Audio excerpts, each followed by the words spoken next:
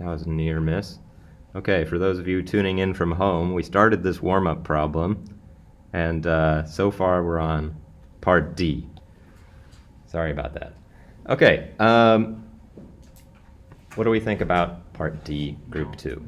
No. We think not a function. Okay, and what's telling us that this is not a function? The input, it matches the one matches. Exactly. We have input 1 going to output 1, and we have the same input later on going to a different output. So this is going to be no, and C was also no because of the vertical line test. And this was no because we have one input going to two outputs, which is very bad. Okay. So now we're going to talk about these definitions here. We're going to talk about a slope and a linear function. Okay. So our slope, sometimes we denote it m, okay, is going to be given by this equation, f of x2 minus f of x1 over x2 minus x1. Can anybody tell me what the numerator of this expression represents on, say, the graph of a function?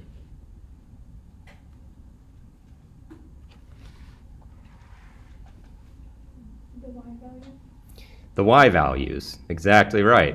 In particular, if we take a difference of y values, we're going to be given the change in height between these 2 points, okay? So this point right here is x1 comma f of x1, and this point is x2 comma f of x2. Okay, so if we subtract the y values, we get the change in height. And the denominator, x2 minus x1, what's that going to be? The x-coordinates of those points. So if I subtract them, what am I going to get? Yes, Sri? You're going to get the horizontal change between these 2 points. So if we subtract these 2 heights here, we get the change in height. If we subtract the x-coordinates, then we're going to get the change here. This is x2 minus x1. Okay, that's going to be that distance right there. Okay, so really, what this is saying is that this is the old familiar rise over run. Okay, when I say rise, I'm referring to the change in height, f of x2 minus f of x1, and when I say run, I'm referring to the change in distance horizontally, which is x2 minus x1. Okay, and a linear function has a fixed slope and can be written, I'm going to slightly go up here, can be written in the following way. Y equals mx plus b, the old familiar equation for a line, where m here represents the slope. This is a very general formula. When we have a real problem, m is going to be some number, and b is going to be some number, while y and x are going to remain variables. So that's how we write the equation of a line. And that's sort of the definition of what a line is. If it's not a line, you won't be able to write the equation in this form. If it is a line, you will. Okay. So let's do problem 1. We'll do 1A and B together, and then we'll have everybody try C. Okay, so we're supposed to determine whether the following tables could represent a linear function. So what we're going to check is whether or not the rate of change remains consistent. if the rate of change is remaining consistent between all of these points, then we'll know that m can be found. Once we can find m, solving for b is just a kind of residual problem, okay? So let's see here. First we go from 0 to 100. So our run was 100. What was our rise? 25. We went from 25 to 50. That's an increase of 25. Okay, so that goes for this. Let's use a different color for the next one. 100 to 200. What was our run? 100. Our rise, again, was 25. Let's do the next one. 200 to 300. Our run was 100, and our rise was 25. It stayed consistent, so this is a linear function. Okay, let's do B. Start with black again. Okay, 0 to 5 was our run. And in this case, our rise was 10. Okay, next one. 5 to 8. Uh-oh. Let's see here. Our run was 3. And what was our rise? 6. Now, how about if we go from 8 to 15? Our run was 7. We went from 26 to 40. That's an increase of 14. So, let me ask, what do we think? Linear or not linear? Hearing some not linear, some linear. Linear, people, why do we think it's linear? Let's go with Yasmin. It all reduces down to 2. My point here is that if I write an equals sign in between these things, is it true? And the answer is yes. 10 over 5 is equal to 6 over 3. If we divide those out, we'll get 2 equals 2 equals 2. So this is, in fact, linear. Okay, let's do the next one on our own for about 1 minute.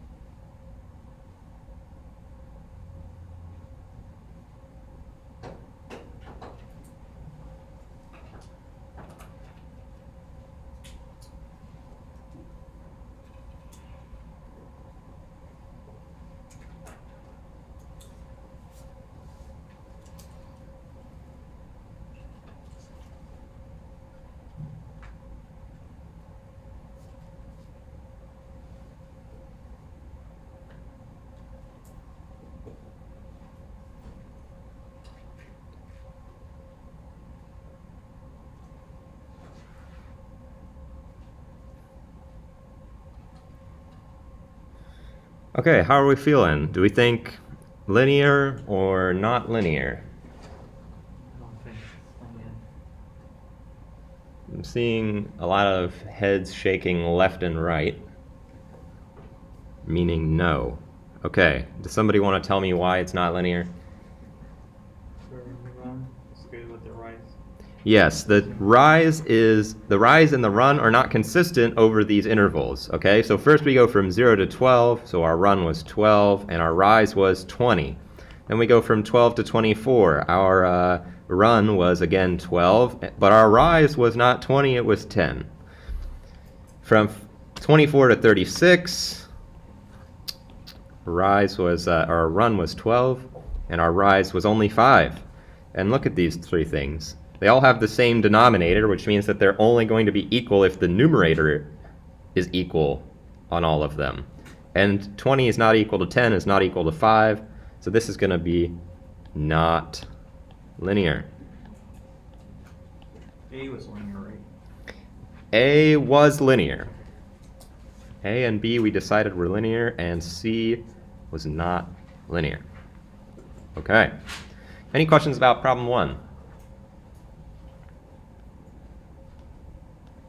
Okay, let's do problem 2. I'm going to do part A, and then we'll all do part B. So, we want to find and interpret the slope and vertical intercept. Okay, and let me quiz you guys really quickly. If I were to draw a graph here with a line, I have two intercepts. I have one here that's red, and I have one here that is purple. Which one is my vertical intercept? I'm hearing some purple and some red. It's actually the red, okay? Remember from last time, what we defined as the vertical intercept was the point where our function intersects the vertical axis, okay? So our vertical axis is this one going up and down, and the function intersects our vertical axis at the red point. The pink point is what we call a horizontal intercept. And the red point is our vertical. Okay. Kind of confusing terminology, to be honest. I don't usually use that, but that's what the book is doing, so that's what we're doing. So an icicle grows according to this formula, where t is in time, in hours, and w is the width in centimeters. And we want to interpret the slope and the vertical intercept. Well, the slope, remember, I can see this kind of looks like y equals mt plus b, right? Where m here is going to be 0.2, okay? So my slope equals m equals 0.2, 0.2. And my interpretation of that is going to be that for each increment in t, now an increment in t means 1 hour has passed, for each hour that passes, the width of my icicle will increase by 0.2 centimeters. Okay, for each hour, icicle widens by 0.2 centimeters. Okay, so that's my interpretation of the slope. By the way, I know that it should be increasing in width because 0.2 is a positive number. If 0.2 were instead negative 0.2, then I would have a decreasing function. So if our slope is positive, it means that we're increasing. If our slope is negative, it means that we're decreasing. Okay, now let's find and interpret the vertical intercept. Well, we have y equals mt plus b, so we can just read the y-intercept right off of here, okay? So our vertical intercept equals b equals 0.15. Now remember, the vertical intercept corresponds to being smack dab in the middle. So if t is on this horizontal axis and I'm smack dab in the middle, what value should t be taking? 0. At the red point, the value t is 0 because I'm on the vertical axis. So if I plug 0 into my equation, what do I get? I get w equals 0.15. And the corresponding meaning is that at the start, icicle is 0.15 centimeters wide. That's my interpretation of the vertical intercept. Okay. Let's try B on our own. I'll leave it like that, I guess. And I'm going to turn off these lights again. Maybe I'll just turn that one off.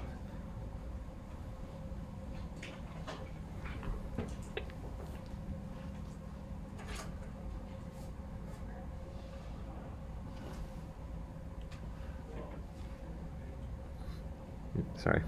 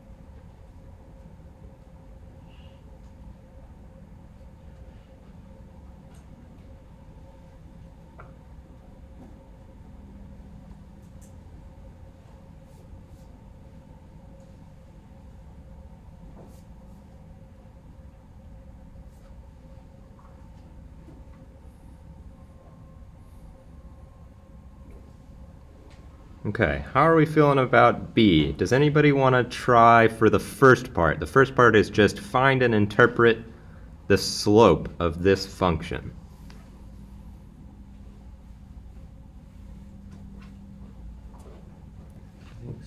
You there. Sorry, what's your name? Kevin. Kevin. Okay, Kevin, what do we think? The slope is 2.05, and that means it's $2.05 for each megabyte that's used. That is exactly right. Okay. Equals M also.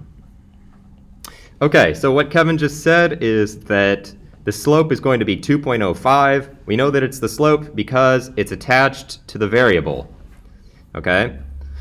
And the interpretation that Kevin gave us for the slope is for each megabyte used,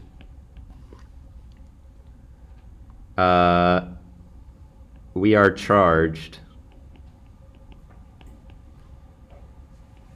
$2.05. Exactly right.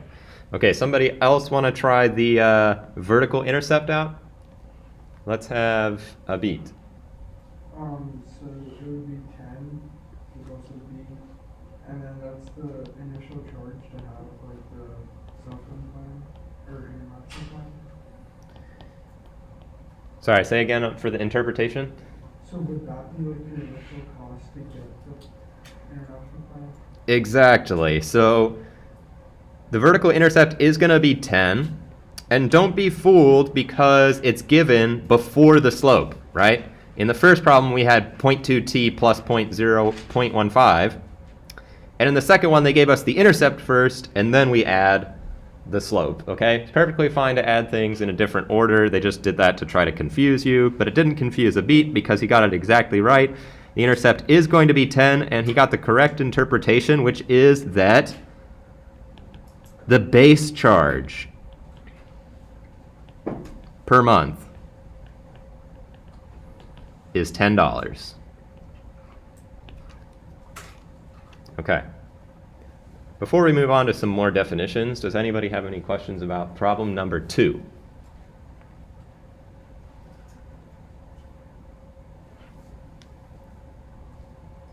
Okay. So, sometimes what's going to happen is we'll be given a graph, something that looks like this, and they'll show us a line, and they'll give us 2 points on the line, x1 and let's call it, how should I call it? Let me call it x1 and y1. And the other one I'm going to call x2, y2. So we can find the equation of this linear function using something called point-slope form. And it is another way to write the equation of a line, okay? And the way we write it is y minus y1 equals m times x minus x1, okay? So what does this mean? My y here and my x here are going to be variables, okay? So the ones underlined in red are variables. And the x1 and y1 are actually values, which I'm going to read from the point, okay? As for m itself, we'll have to calculate m using the formula that we gave at the start. y2 minus y1 over x2 minus x1. Okay. Let me point out that this looks a little bit different from the formula that I gave up at the top for m. Let me go back to that. I wrote m is equal to f of x2 minus f of x1 over x2 minus x1. And now I'm writing m is equal to y2 minus y1 over x2 minus x1. The reason that I'm writing this differently is just because of the way that we were given the points on the graph, and because we all know that y is equal to f of x. So when I write f of x, what I really mean is y, and when I write y, what I really mean is f of x. So that's why it looks different. Okay? So this is the formula, which is called point-slope form. It's not the only way to find the equation of a line based on 2 points. You can solve using other algebraic techniques that you may have learned in other classes. If you want to do that on your homework or on your exam, totally fine. This is the way that I like to do it. This is the way that I'll present it. So we're going to do problem number 3 together, armed with this new knowledge. So we see this graph here, and they're asking us to find the equation of the line, h, which is this line drawn here, which passes through these 2 points of this parabola. Okay. So, first of all, we would like to know, what is this point here? And what is this point here? If we knew 2 points on the line, we'd be able to apply point-slope form and figure out the equation. Okay? So let's try to figure out what this first point should be here on the left. Well, I can already see that the x value is -1. I can read that because I see this -1 here on the x-axis. I should say that -1 goes here, and what should go in the y spot? How can I figure out what goes in the y spot? Plug it into this formula for this parabola. Exactly right. So y1 is going to be equal to -1 squared plus 4. So if I take -1 and squared, I get 1, but then I got to make a negative again, so I'm going to get 3. So -1 comma 3. Now I want to figure out where this point is here. The weird thing is they don't give us an x value. So how am I going to solve this? Yasmin? Exactly, the y value is given. The y value is 0 because we're sitting on the x-axis. Okay, so we know this should be 0. And now we're going to find x2 by doing this. We want x2 squared plus 4 equal to 0. Move the 4, negative x squared. x2 squared plus 4 equals 0. We'll move the x squared over to the other side. We get x2 squared equals to 4. Take the square root of both sides, and we get x is equal to plus or minus 2. Now, what do we think should go here? Should it be a plus 2 or a minus 2? Plus 2. So we're going to use plus 2. The reason is, I can tell from looking at the graph that the x value at this pink point here is clearly positive. So that's why I chose the positive root. The other root, by the way, is right over here. That's the one that corresponds to negative 2. Okay, so now I've got 2 points. And I've kind of left myself very little space here. But what I'm going to do now is figure out the slope. So m equals y2 minus y1. Okay, I'm going to let this be y2 and x2. And I'm going to say this one is x1 and y1. Okay, so m should be y2 minus y1 over x2 minus x1. So I subtract the heights. I do 0 minus 3. I get negative 3. Divided by the run. That should be x2 minus x1. So if I do 2 minus negative 1, I get 3. So my slope is going to be negative 1. Now, all I have left to do is plug into this formula. Y minus our y1 is 3 equals m, we just calculated, that's going to be negative 1, times x minus x1. X, remember, is still a variable, and x1 is going to be negative 1. So if I do x minus negative 1, then that's really like adding, so I can just write y minus 3 equals negative 1 times x plus 1. And I'm done. That's an equation for this line. Okay? If we wanted to, we could rearrange it to be in slope-intercept form using typical algebraic techniques. I'd distribute out this negative 1, and then I would move the 3 over, and then I'd be done. But we don't have to do that because the question didn't ask us to do that, and this is a perfectly acceptable equation for a line. Okay. Let's try number 4 together again. And then I'll have you guys try number 5. So suppose h of t equals 1 over t squared plus 7. We want to find a formula for the line that intersects the graph of h at t equals negative 1 and t equals 2. So this is basically the same problem that we just got, except we have a different equation, and they didn't give us a graph this time. But that's okay, we don't need the graph. We can use algebra to solve this. Okay? So first of all, I want to figure out what my points are. The points where the line intersects the graph are the points where t is equal to negative 1 and t is equal to negative 2. Okay? So what I'm going to do is I'm just going to arbitrarily prescribe this one to be t1, and I'm going to call this one over here t2. Okay? So t1 is 1, negative 1, and t2 is 2.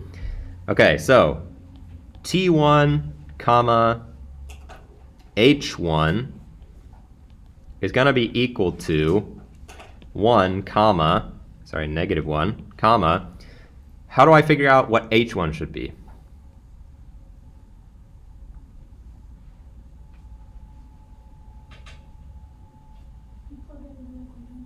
That's right, I'm going to plug it into the equation. I'm going to plug t1 into the equation, which I'm highlighting in blue.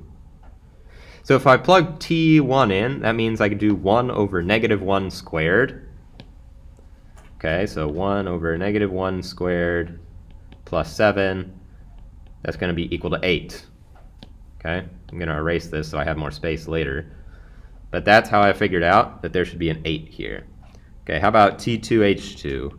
Well, I'm going to find T2, that's 2. I'm going to plug it in. I do 1 over 2 squared plus 7 equals 7 1/4.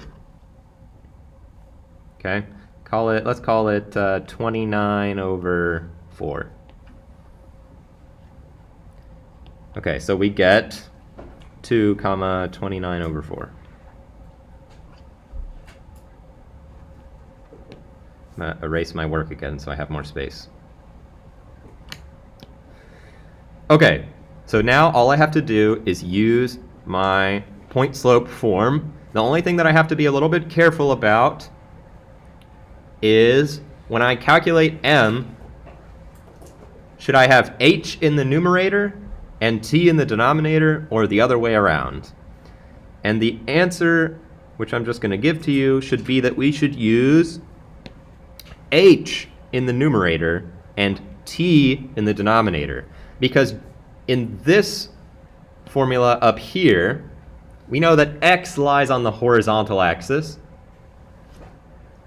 In our second problem, we know that t lies on the horizontal axis, so we should put it in the same place as we use x. Okay, so t should go on the bottom. So my m is just going to be equal to 29 over 4 minus 8 divided by t2 minus t1. 2 minus negative 1 is a plus 1. So we get 29 over 4 minus 8 all over 3. We can simplify that. It's going to be 29 minus 32. It's 3 over 4 times 1/3. We get 1/4.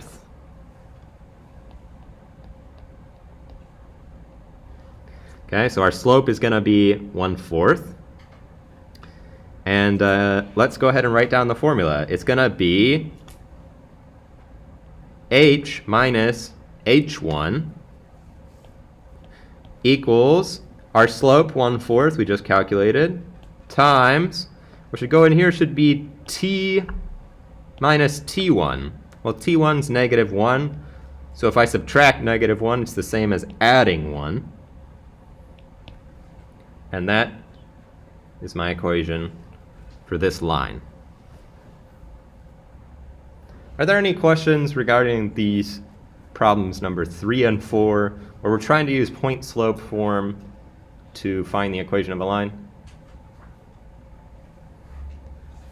Okay, this is going to be really important later in the class when we want to calculate tangent lines. Okay, when we want to calculate tangent lines, point slope is going to be important. Okay. I realize that doesn't really mean that much to you right now, but I promise you will learn. Okay, let's try number 5 on our own. Let's just start with A, B, C, and D. Let's have group 1 working on A, group 2 working on B, group 3 working on C, and group 4 go ahead and work on D. We'll give this about 2 minutes, 1 to 2 minutes. How about that? If you need more time, that's perfectly fine.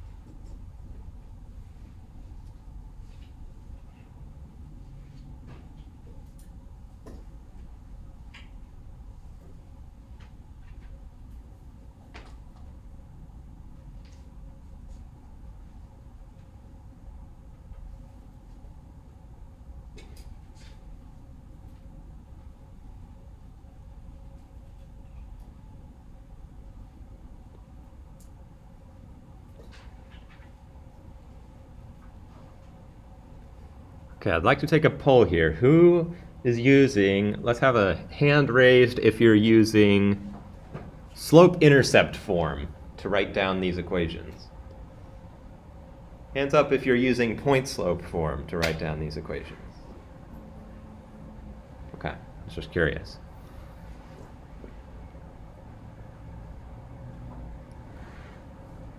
Okay, group 1, are we ready for f of x? Need a little more time?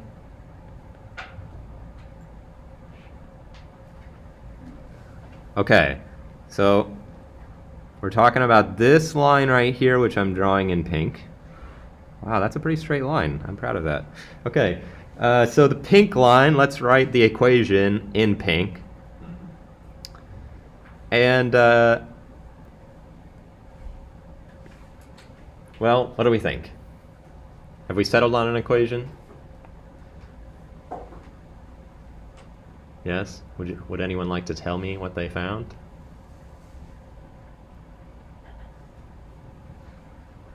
Yes, Wyatt? Okay, yeah. So, I first started with the y-intercept because on the actual graph you can see it starts at 0, -1. That's a great way to start. And then from there, I actually saw that there was another point which is contracted with at 2, 3. At 2, 3. Yeah. Are you referring to this point here? Yeah. So that's actually going to be 1, 2, 3, comma 2. Oh, yeah, 3, 2, sorry. That's right. You said the first one, right? I just found the slope through doing x2 or y2 minus y1 divided by x2 minus x1. Yep, very good. 4 over 2, which equals 2. 4 over 2 equals 2. I think that might have happened because you had this point flipped a little bit. So if we do y2 minus y1, we're going to get 2 minus -1. So that's plus 1 over 3 minus 0 equals 1. Okay, so that is one way to get the slope here. We can also just kind of look at the graph and we can see when we go over 1, well, sorry, eraser. When we go over 1, how much do we go up? 1. When we go over 2, we go up 2. This is telling us that our slope should be 1. So the equation of our line can be given by y, well, let's do f of x. F of x equals m, which is our slope, 1 times x plus our intercept, which is -1. If we add a negative, it's the same as subtracting. So we get x minus 1. Okay? That's the equation of our line. Who would like to try G from group 2? This one is this horizontal line right here.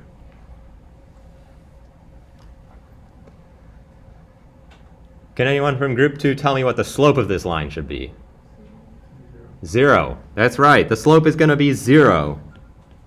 0 times x. What about our intercept? 2. Add 2. So g of x equals 2. That is our equation for that line.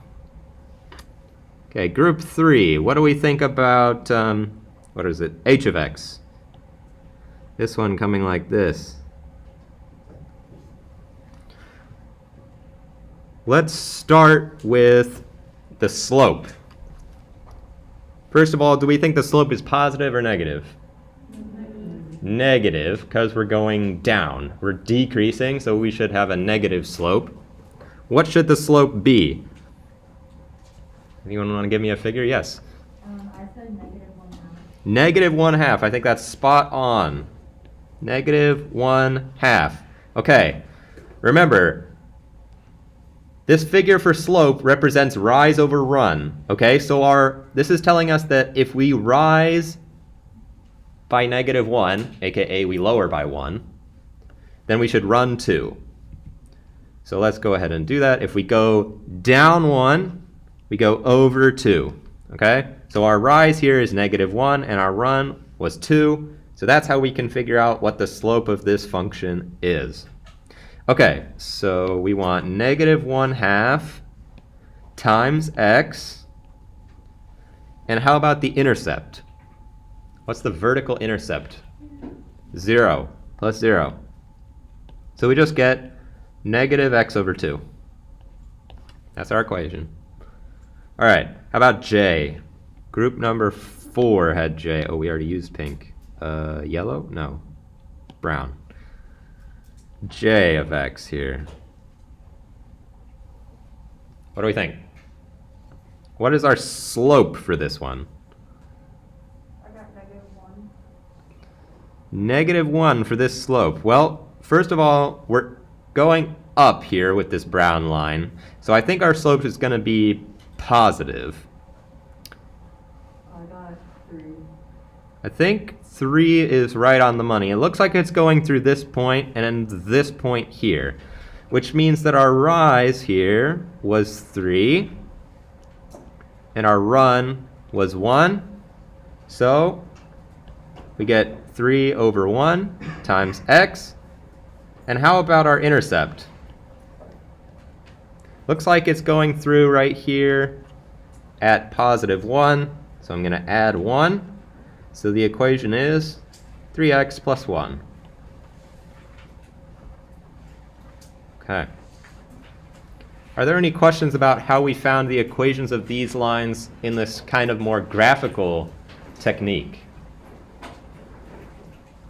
Okay. If not, we'll be done for today. Please make sure you fill out the exit slip. It's posted on Blackboard. It should be available now. The exam 1.1. Please fill out exit slip for 1.1 and 1.2 because this was 1.2, so we're done with 1.2.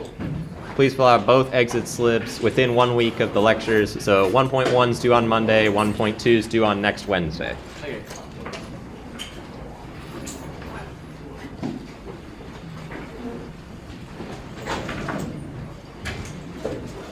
So 1.2 is due next Wednesday. 1.2 is due next Wednesday, that's right. And then the 1.1 due Monday.